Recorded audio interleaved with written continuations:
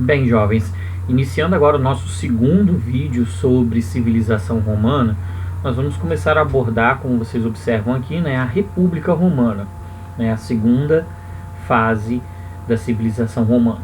Essa fase da República, ela pode ser definida pela frase, né, que foi o governo dos patrícios para os patrícios. O que significa isso? Que os patrícios tomaram o poder, acabaram com a monarquia e estabeleceram um governo em benefício próprio. Beleza? Bem, então nessa república nós vamos perceber a criação de vários cargos, de vários grupos para dar participação política aos patrícios. Por exemplo, os cônsules, né, eles eram 2 e comandavam exércitos, né, convocavam o senado e os cultos públicos. Nós tínhamos o pretor, que era o responsável pela execução das leis e da justiça, né? Os pretores, que resolviam as querelas, né, as disputas entre os cidadãos romanos e estrangeiros, ou entre romanos e estrangeiros entre si, né? Resolviam os problemas dos romanos, dos estrangeiros e dos romanos com os estrangeiros. Ficou, acho, mais fácil. Os censores, né, que faziam o censo, que viam a renda anual, né, que viam a questão da moralidade e ajudavam muito nessa questão também depois de formar a cobrança de impostos. O censor, ele elaborava o censo com base nas riquezas, tá? O questor, ele é responsável pela questão financeira. Os edis, pelo abastecimento e pela preservação da cidade, beleza? E aí nessa república nós tínhamos ainda o Senado, né, o órgão maior, composto por 3.000 senadores vitalícios, beleza? Faziam as leis, cuidavam das questões religiosas, né, conduziam a política e, se caso fosse necessário, elegiam o ditador. O ditador, né, o tirano, ele seria eleito por 6 meses para resolver problemas de Roma durante crises internas ou guerras, tá bom? Bem, existiam 3 assembleias nessa República Romana. A Assembleia Curial, né, ou Assembleia Curiata, que era a que examinava as questões religiosas. A Tribal, que elegia, que escolhia os questores e os edis, e a centurial, que era composta pelas centúrias, grupos militares que votavam as questões das leis e elegiam os magistrados, beleza? Então foi o governo dos patrícios para os patrícios, excluindo os plebeus de participação. E aí, obviamente que esses plebeus não vão aceitar essa situação de forma pacífica, né? Então nós vamos perceber agora uma parte aí, né, onde começam a surgir algumas lutas, alguns questionamentos dentro da República Romana. Nós tivemos, durante essa fase da República, né, como vocês observam aqui no nosso slide, o crescimento da população, né, e o aumento do território. Esse aumento do território e esse crescimento da população aumentou as disparidades sociais. Olha, a repartição era desigual. Então a distância entre ricos e pobres, ela foi se acentuando, beleza? Patrícios e plebeus foram entrando em conflito. Esses conflitos tiveram início principalmente a partir do momento em que os plebeus se rebelaram, né, e se retiraram para o Monte Sagrado. Os plebeus não tinham direitos nenhum e aí eles fizeram uma revolta, beleza? Se retiraram para o Monte Sagrado e exigiam participação política. Caso contrário, eles iriam deixar a cidade de Roma e criar uma nova cidade, beleza? Que poderia concorrer com os patrícios, uma situação bem complicada que forçou os patrícios então, né, a darem alguns benefícios, algumas melhorias aos plebeus, tá bom? Então os patrícios, eles, para evitarem a guerra, como vocês observam nesse slide aqui, né, eles criaram aí os tribunos da plebe, beleza? Que era um órgão consultivo que foi ganhando cada vez mais importância dentro da República Romana, beleza? Então, só para voltar aqui o vídeo, isso. Eita, vídeo, volta. O vídeo não tá querendo voltar porque, meu lindo...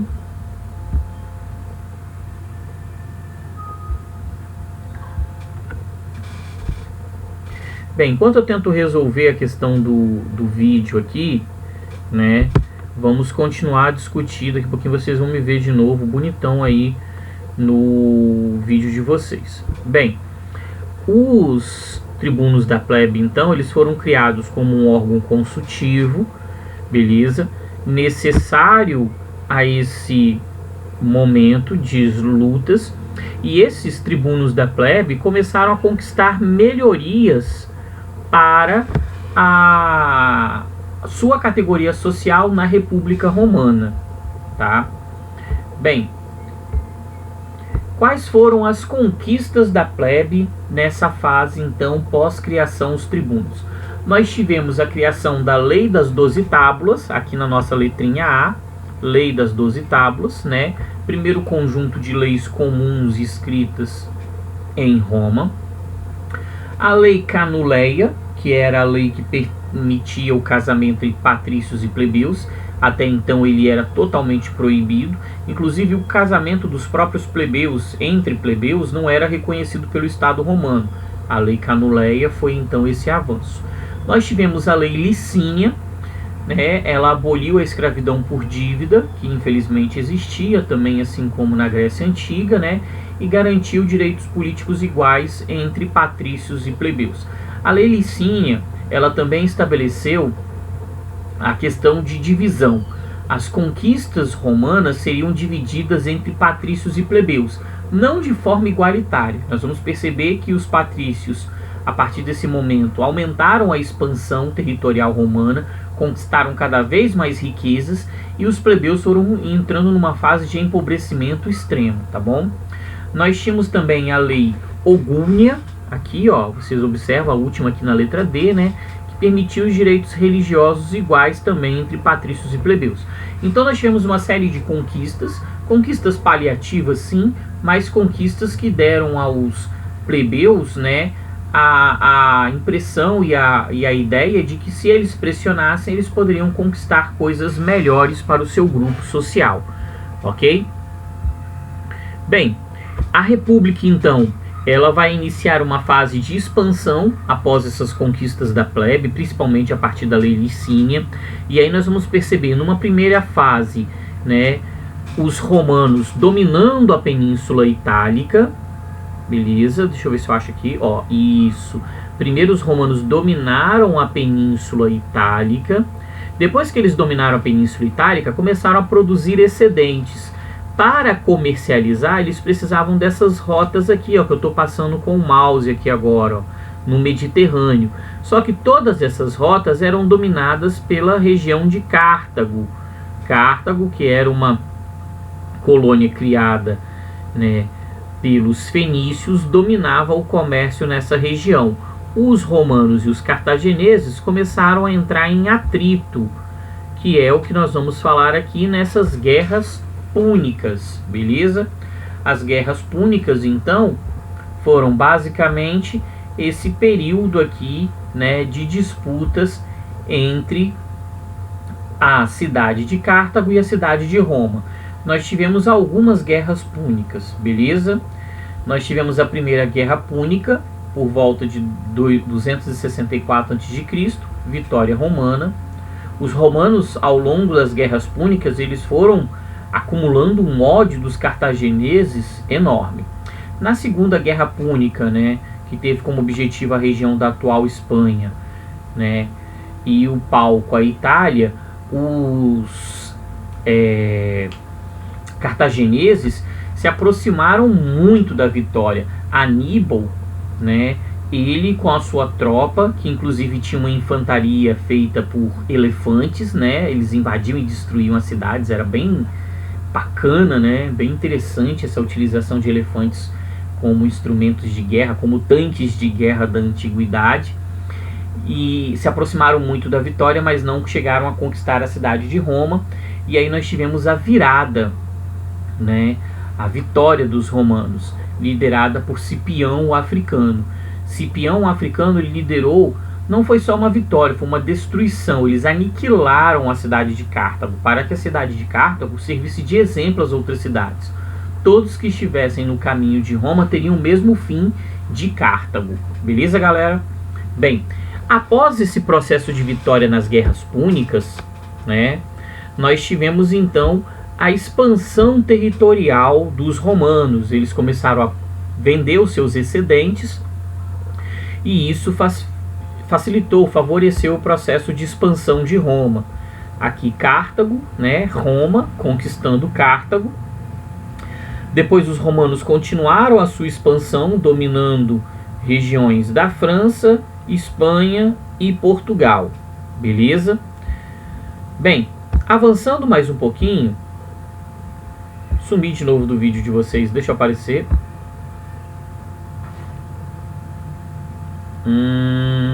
Enquanto eu apareci. Mas voltando aqui, essas conquistas elas provocaram um grande fluxo de riquezas para a cidade de Roma, beleza? Então a cidade de Roma começou a receber muita riqueza. Isso foi fazendo com que essas províncias fossem sendo obrigadas, né, a enviar essas riquezas. Aqueles que resistiam eram escravizados, o que acabou estabelecendo algo bem importante aqui no processo de expansão de Roma, que a historiografia marxista chama de modo de produção escravista, né? Vamos aproveitar um pouquinho disso aí, esquecendo os problemas da historiografia marxista em alguns pontos. Mas o interessante aqui é perceber, né, a dependência que foi criada para com a República Romana e a escravidão. Então, quanto mais a República Romana expandia, mais escravos ela tinha e era melhor para sustentar o seu estilo de vida, o seu modelo de vida, né? Roma começou então a estabelecer um processo onde os plebeus começaram a reclamar cada vez mais da situação de disparidade social. Isso porque os patrícios ficavam com as maiores terras, com as melhores terras, os plebeus com terras não tão interessantes. Esses plebeus não conseguiam competir com os patrícios, eles iam à falência e acabavam abandonando o campo e migrando para a cidade, migrando para Roma. Esse grande fluxo de pessoas em Roma foi intensificando uma crise, um declínio na República Romana, que nós vamos discutir aqui agora com a crise da República Romana, beleza? Então esse período que começou em 133 e foi até 27 a.C., marcou a derrocada dessa fase da República Romana. Bem, entre esse processo de crise, nós temos que destacar, isso cabe e acaba aparecendo muito em provas, em atividades, a questão dos irmãos Graco. O Tibério e o Caio, eles foram eleitos em momentos diferentes tribunos da plebe, beleza? E os dois acabaram sendo perseguidos e eliminados pelo Senado, pelos patrícios romanos, o que acabou transformando, né, os irmãos Gracos em mártires dessa luta entre patrícios e plebeus, beleza? Então, o nosso amiguinho em questão aqui, o Tibério, né? O Tibério, ele foi tentar estabelecer uma reforma agrária, tá? Isso não agradou os grandes proprietários, os patrícios, que através do Senado, que representava os patrícios, acabou assassinando, né, o seu idealizador, né, o Tibério. Depois do Tibério, nós tivemos o Caio. O Caio acabou não aparecendo aqui no nosso slide, me desculpa, mas o Caio, ele fez duas propostas, a de democracia, né, e a lei frumentária. A lei frumentária, ela estabelecia um subsídio ao trigo. Uma parte do trigo deveria ser pago pelo governo, deixando o trigo mais barato. Mas o grande problema, acho, do Caio foi a questão da democracia, dando igualdade de participação entre patrícios e plebeus, inclusive no Senado, lembrando que a ideia, né, era muito simples. Como os plebeus eram a maioria da população, eles iriam conquistar muitos espaços e aí melhorariam a sua situação de vida. Isso não aconteceu, né? O Caio, ele foi perseguido pelo Senado romano e acabou cometendo suicídio, beleza? Um suicídio diferente, ele pediu que o escravo lhe tirasse a vida, o escravo, né, acabou aceitando o comando do seu senhor e posteriormente o escravo também retirou a própria vida, beleza? Bem, voltei aqui pro vídeo, né, tinha sumido um pouquinho, mas não fiquem tristes não, tô aqui bonitão de novo. Avançando então, né, os irmãos Graco viraram esses mártires, e aí nós temos esse aprofundamento da crise, e aí aparece a questão dos tiranos, dos ditadores em Roma, Mário e Sila, né?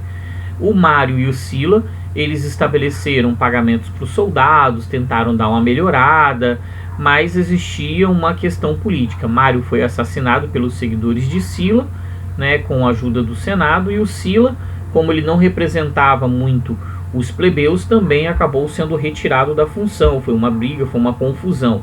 Nós tivemos um aprofundamento da crise da República Romana com Mário e Sila, tá bom? Para piorar, vamos dizer assim, a situação, durante essa fase de crise, nós tivemos ainda a revolta de Espartacos, né? Os escravos da região sul da península se reuniram na região de Capua, né, com a direção, com o comando de Espartacus, e acabaram espalhando o terror, o medo, né, dentro da civilização romana. Pompeu, né, e Crasso tiveram então como recompensa pela sua vitória, eles lideraram a vitória contra Espartacus, fazer parte, né, participar aí do primeiro triunvirato. O triunvirato ele foi criado nesse momento de crise para tentar resolver um pouquinho o problema de Roma, né? Triunvirato, 3 pessoas no poder, eles iriam dividir o poder para poder resolver as crises que aconteciam dentro da República Romana. Mas ao invés de dividir para governar, nós tivemos uma divisão para disputar. Pompeu, Crasso e Júlio César iniciaram uma grande disputa.